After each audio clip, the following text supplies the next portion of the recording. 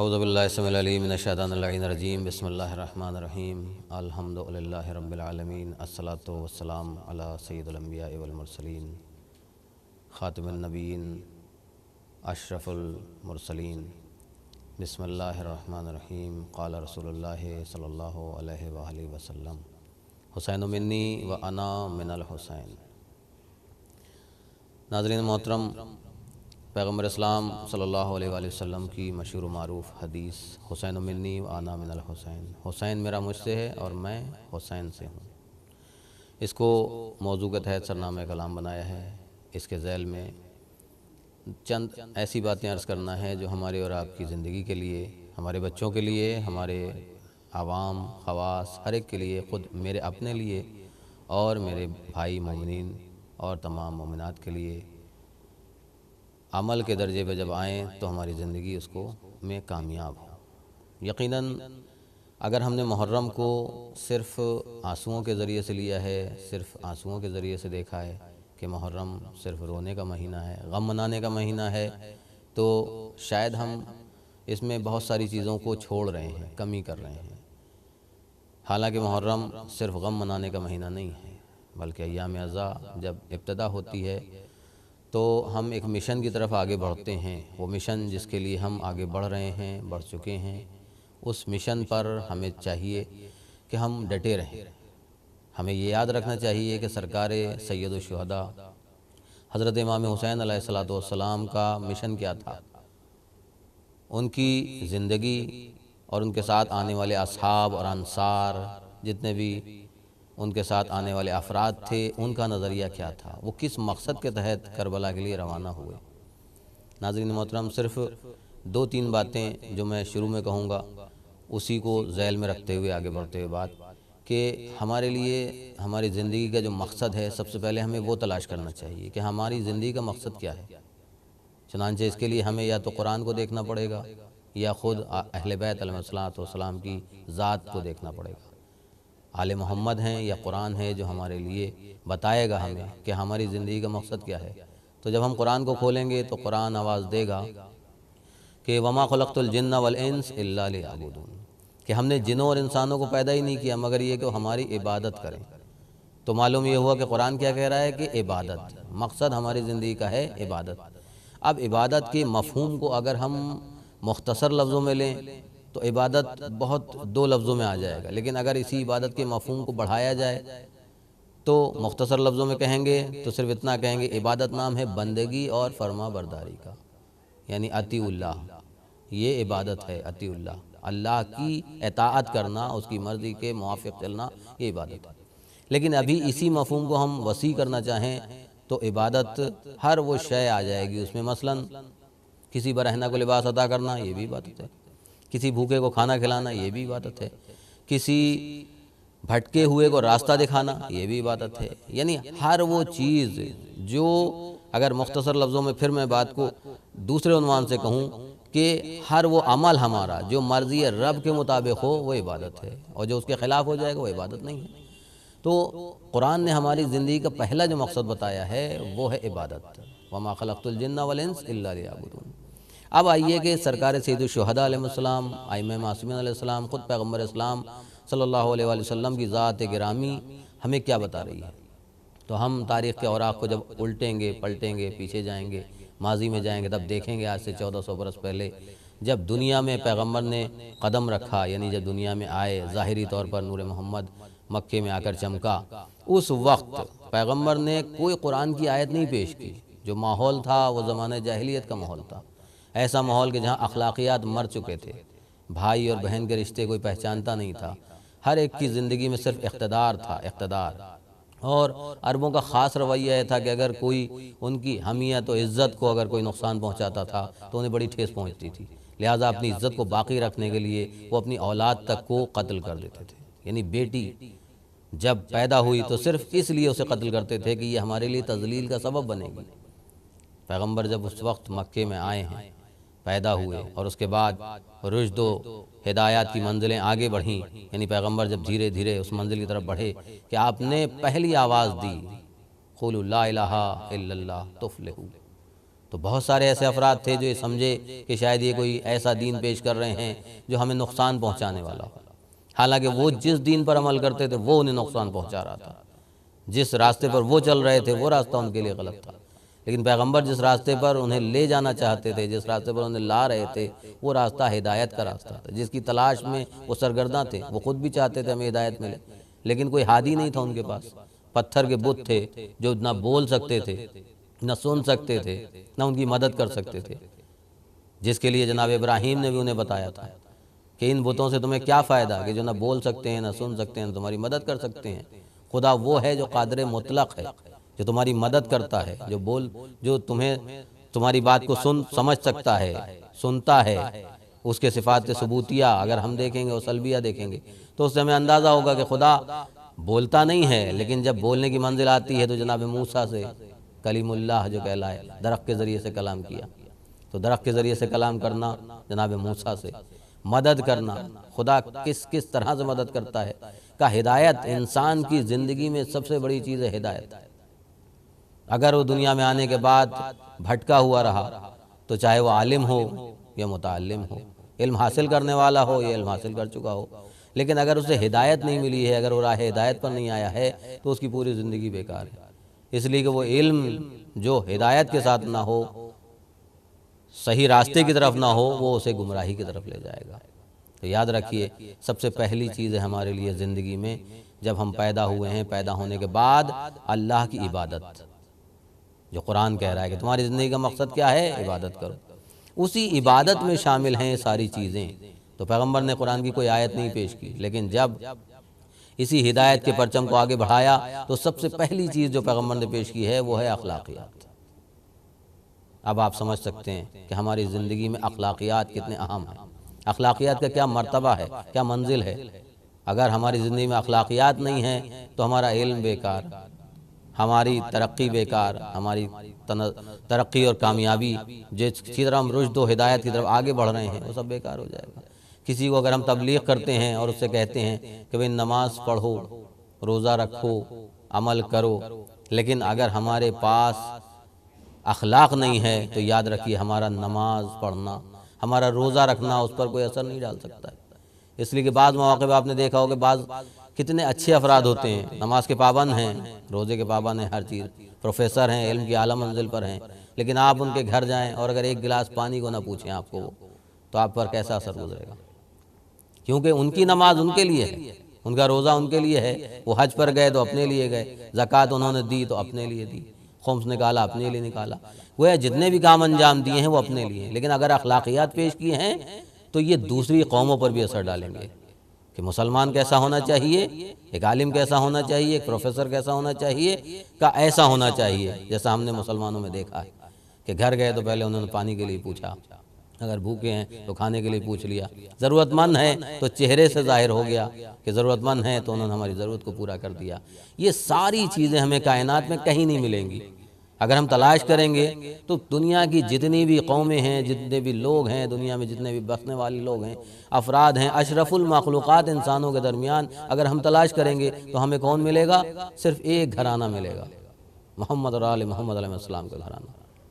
یہ واحد گھرانہ ہے، تنہا گھرانہ ہے کہ جہاں خود پیاسے رہ کر دوسرے کو سیراب کرتے ہیں، خود بھوکے رہ کر دوسرے کو کھانا کھلاتے ہیں، خود پریشان ہوتے ہیں لیکن دوسرے کی پریشانیوں کو دور کرتے ہیں،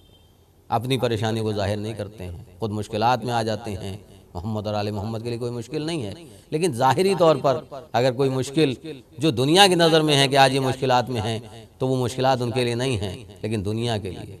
لیکن دوسروں کی مشکلات کو حل کرتے ہیں۔ حلال مشکلات ہیں، کوئی ان کے لیے مشکل نہیں ہے، لیکن دنیا کو سمجھانے کے لیے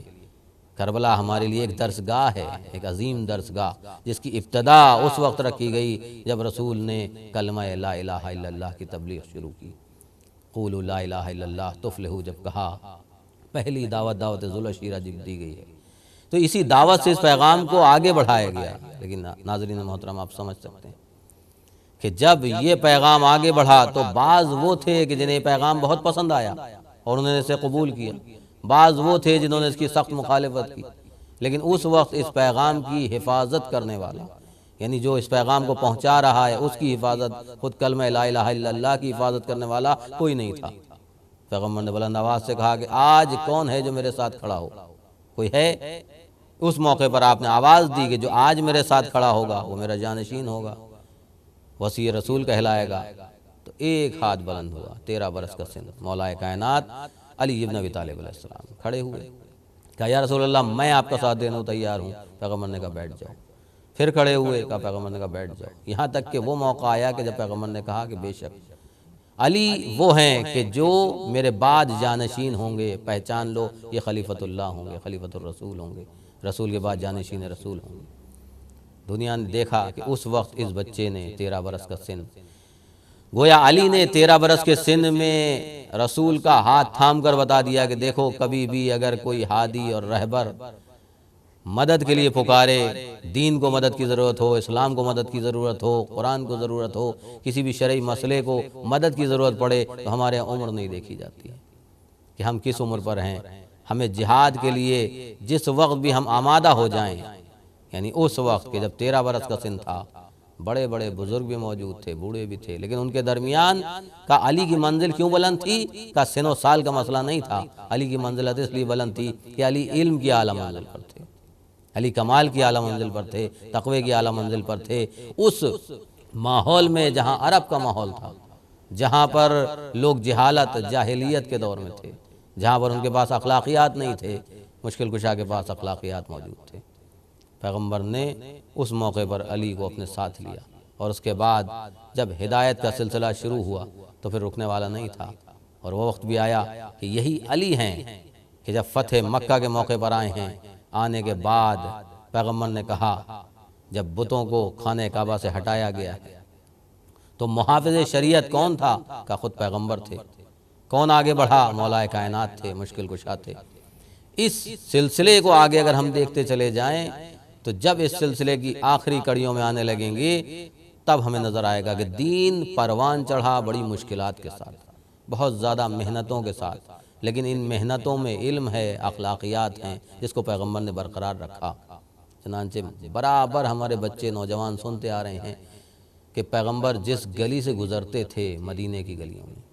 جب گزرتے تھے تو ایک عورت برابر آپ پر کوڑا پھینکا کرتی تھی، لیکن آپ نے کبھی بھی اس کا جواب سختی اور درستی سے نہیں دیا۔ گویا آج بھی اس واقعے کو اگر ہم نظر میں رکھیں تو اخلاقیات کا بہترین نمونہ ہے کہ پیغمبر نے اپنا راستہ نہیں بدلا۔ اگر ہم میں سے کوئی ہوتا تو کہتا ہے ٹھیک ہے یہ اپنے عمل پر ہے، بد عمل کر رہی ہے، ہم اپنا ہی راستہ بدل دیں گے، ٹھیک ہے اس کو برے عمل پر رہنے دیں۔ کہ نہیں، اگر پیغمبر راستہ بدل دیتے تو پھر اس کو صحیح راستے پر لاتا کون؟ ہادی اگر اپنا راستہ بدل دے اور وہ جو ہدایت پانے کے لیے اللہ نے جس مخلوق کو چھوڑ رکھا ہے وہ اگر برا عمل کرتی رہے اور ہادی اپنا راستہ بدل کے دوسرا راستہ اپنا لے تو پھر اس کی ہدایت کون کرے گا؟ لہذا پیغمبر نے راستہ نہیں بدلا، اسی راستے پر جاتے رہے، 1 دن 2 دن 3 دن متواتر وہ آپ پر کوڑا پھینکتی تھی، آپ اسی راستے سے گزرتے تھے، کبھی شکایت بھی نہیں کی۔ جب بیمار ہو گئی آپ عیادت کے لیے گئے، گویا اب اخلاقیات کی اعلیٰ منزل کو آپ نے بیان کیا کہ دیکھو وہ انسان جو تمہاری زندگی میں اتنا برا عمل کر رہا ہو کہ جس نے تمہارے اوپر کوڑا پھینکا ہو، غلاظت ڈالی ہو، تمہارے ساتھ اتنا برا عمل کیا ہو، جب وہ مشکل میں آ جائے، جب وہ بیمار ہے، جب وہ پریشان ہے، تو تمہارا فرض کیا ہے؟ تمہارا فرض یہ ہے کہ تم اپنے فرض کو ادا کرو، یعنی جو اسلام نے تمہیں بتایا ہے کہ بیمار کی عیادت کرنے میں ثواب ہے، تم اپنے ثواب کے لیے آگے بڑھو۔ پیغمبر گئے، اور جب گئے اس عورت ضعیفہ کے پاس پہنچے تو آپ کے پہنچنے کا اثر یہ تھا کہ ادھر آپ نے گھر میں قدم رکھا، پہلے تو اس نے شکایتیں کی، اور جب اسے معلوم ہوا کہ پیغمبر مجھے کیوں آئے ہیں، کب پوچھنے کے لیے آئے ہیں، عیادت کے لیے آئے ہیں، تو آپ کے اس اخلاق کا اثر یہ پڑا کہ اس نے فوراً کلمہ پڑھا، مسلمان ہو گئی۔ تو گویا اس وقت نبی نے بتایا کہ اگر کسی سے کلمہ پڑھوانا ہے تو ہمیں اپنے اخلاق کو پیش کرنا ہوگا، بہترین اخلاق کا مظاہرہ کرنا ہوگا، صبر کے ساتھ کرنا ہوگا۔ 1 دن میں نہیں ہوتا ہے، اس لیے کہ اگر آپ 1 دن میں چاہیں کہ آپ کے اندر صبر پیدا ہو جائے، 1 دن میں آپ چاہیں کہ اخلاقیات ظاہر ہو جائیں تو نہیں ہو سکتا۔ متواتر کتنے دن تک پیغمبر نے وہ مشکل گھڑی کہ جس کو برداشت کیا ہے، اور اس کے بعد ہم آپ میں سے کوئی ہوتا تو بڑے احسانات جتاتا کہ دیکھو میں نے ایسی عورت کو معاف کر دیا، میں ایسے کے پاس گیا۔ ابھی اگر مثال کے طور پر 2 آدمیوں میں جھگڑا ہو جاتا ہے آپس میں خدا نہ کرے بھائی بھائی میں جھگڑا ہو گیا، مسلمان ہیں، نماز پڑھنے والے ہیں، وہ بھی نماز پڑھتے ہیں، یہ بھی نماز پڑھتے ہیں، وہ بھی روزہ رکھتے ہیں، یہ بھی روزہ رکھتے ہیں، لیکن آپ دیکھیں کہ اگر وہ مسجد میں آئیں گے دو بھائی جن میں خدا نہ کرے جھگڑا ہو گیا ہے، تو ایک بھائی ایک صف میں نہیں کھڑا ہوگا، ایک بھائی دوسری صف میں ہوگا، ایک بھائی اس صف میں۔ ممکن ہے اتنے زیادہ برگشتہ ہوں ایک دوسرے سے کہ مسجد میں قدم ہی نہ رکھیں، کہ ہم اس مسجد میں نہیں جائیں گے جہاں ہمارا دشمن ہمارا بھائی۔ تو یہ کیسا مسلمان ہے کہ جو ایک طرف پیغمبر کے اخلاقیات دیکھ رہا ہے کہ پیغمبر ایسے اخلاقیات پیش کر رہے ہیں کہ جس کے اندر اگر انسان اس اخلاقیات کو اپنا لے تو اسے کربلا سمجھ میں آ جائے گی کہ کربلا کیا ہے، محرم کیا ہے، ہم محرم کیوں مناتے ہیں، ایام اضحیٰ کیوں مناتے ہیں، گریہ کیوں کرتے ہیں۔ گریہ کرنے کا سبب ہے، آج لوگ آنسوؤں پر اعتراض کرتے ہیں کہ صاحب یہ آنسو کیوں بہاتے ہیں، محرم میں گریہ کیوں کرتے ہیں۔ آنسو فطرت انسانی میں شامل ہے، اگر انسان اپنی فطرت سے مجبور نہ ہو تو کبھی گریہ نہ کرے۔ چھوٹی سی مثال شاید بزرگوں سے سنی ہو آپ نے کہ بچہ جب پیدا ہوتا ہے تو سب سے پہلے روتا ہے، اگر وہ روئے نہ تو ڈاکٹر اس کے لیے بھی کہیں گے کہ یہ کوئی مشکل میں ہے، کوئی بیماری ہے کہ جو رو نہیں رہا، تو لہٰذا رونا اس کی فطرت میں شامل ہے اور اس کے لیے لازم ہے، اسے رلایا جاتا ہے۔ تو اگر فطرت انسانی میں یہ چیز شامل ہے نفسیات میں کہ ہم گریہ کرتے ہیں، گریہ ہمارے نفسیات میں ہے، تو جب غم کا اثر ظاہر کرنا ہوتا ہے تو یہ اولین شے میں شمار ہوتا ہے کہ اگر غم ہمیں، ہمارے دل میں اگر غم ہے کسی چیز کا، کسی بھائی کا غم ہے، اپنا غم ہے، کسی مشکل میں ہے، تو ہماری آنکھ سے آنسو ضرور نکلے گا۔ تو جب ہم کربلا کے ان افراد کو دیکھتے ہیں کہ جنہوں نے اخلاقیات کے ایسے نمونے پیش کیے ہوں کہ پیغمبر نے اپنے اخلاق سے اس عورت کو مسلمان کیا، اور یہاں جب امام حسین علیہ السلام مدینے سے چلے ہیں 28 رجب سن 60 ہجری، تو راستے میں نہ جانے کتنے افراد تھے جنہوں نے کہا کہ آپ عراق نہ جائیے۔ مولا نے اپنا ہدف بیان کیا، اپنا مقصد بیان کیا کہ میں کربلا کیوں جانا چاہتا ہوں، میں عراق کی سرزمین پر کیوں جانا چاہتا ہوں، اس لیے کہ دین پر وقت آ گیا ہے، اور ایک ہادی، ایک رہبر اور ایک ذمہ دار فرد کے اوپر یہ ضروری ہے کہ جب دین پر وقت پڑے تو وہ کھڑا ہو جائے۔ مولا کائنات نہج البلاغہ میں خطبہ شفقیہ میں اس بات کو واضح طور پر بیان کر رہے ہیں، آپ خطبہ اٹھا کر دیکھیں، اس میں صاف لفظوں میں لکھا ہوا ہے کہ مولا نے کہا کہ اگر مجھ پر یہ فرض نہ ہوتا، یعنی مجھ سے وعدہ نہ کیا ہوتا، عہد نہ لیا گیا ہوتا جو علماء سے لیا گیا ہے، عالموں سے عہد لیا گیا ہے کہ ظالم سے مظلوم کا حق دلانا، تو میں کبھی بھی انعام حکومت اپنے ہاتھ میں نہ لیتا اور اس کو واپس ویسے ہی اس کی پشت پر ڈال دیتا کہ وہ پھر اپنے اختیار سے کام کرتے۔ لیکن مولا نے انعام حکومت صرف اس لیے ہاتھ میں لی، صرف اور صرف اس لیے کہ ظالم سے مظلوم کا حق دلانا تھا۔ تو یاد رکھیے کہ جب امام حسین علیہ السلام، ان کے اصحاب انصار کا تذکرہ ہوتا ہے اور کربلا کی بات ہوتی ہے، لوگ پوچھتے ہیں کہ محرم کیا ہے، تو اس کا سلسلہ پیغمبر اصلاحات کی مشکلات سے شروع ہوتا ہے کہ جہاں پیغمبر نے مصیبتیں اٹھائیں، مشکلات اٹھائیں، اور اس کے بعد مکے کے اس تنگ و تاریک ماحول میں آپ نے اپنے اخلاقیات کے ذریعے سے، اپنے علم کے ذریعے سے، اپنے کردار کے ذریعے سے ان جاہل عربوں کو دین کی طرف لا کر ایک ہدایت کا سلسلہ آگے بڑھایا۔ اگر پیغمبر خاموش ہو جاتے وہاں پر، یا معاذ اللہ ڈر جاتے کہ جب لوگ جناب ابو طالب کے پاس آئے تھے اور آ کر کہا کہ اپنے بھتیجے کو روک لو، وہ خاموش ہو جاتے، اس وقت پیغمبر نے کیا جواب دیا؟ کہا کہ اگر میرے ایک ہاتھ پر چاند اور ایک ہاتھ پر سورج رکھ دیا جائے، جب بھی میں ہدایت سے باز نہیں آؤں گا۔ حق کی ہدایت، دین کی ہدایت، اللہ کے پیغام کو پہنچانے کی، آگے لے جانے کی بات۔ پیغمبر اس وقت خاموش نہیں ہوئے۔ وہی سلسلہ جب آگے بڑھا تو ایک طرف دین کو اپنانے والے تھے اور ایک طرف دین کے دشمن تھے، مخالفین تھے۔ تو جو مخالفین تھے ان کی شورشیں بڑھتی چلی جا رہی تھیں، یہاں تک کہ وہ وقت آیا کہ جب ایک ایسی فرد سامنے آئی کہ جس نے دین کو پورے طریقے سے نکار دیا، دین کے افعال و اعمال کو کچلنے کی کوشش کی، صاف لفظوں میں اس نے دین کو تباہ و برباد کرنے کی کوشش کی، یعنی گویا دین کے جامع میں آ کر جو دین کے خلاف اعمال تھے انہیں انجام دینے کی کوشش کی۔ یزید، خدا لعنت کرے، اس شخص نے جب دین کے افکار کو، دین کے بنیادوں کو کچلنے کی کوشش کی تو کون کھڑا ہوتا؟ وہی کھڑا ہوتا کہ جس نے اب تک دین کے تحفظ کی ذمہ داری لی تھی۔ علی کے بعد حسین ابن علی،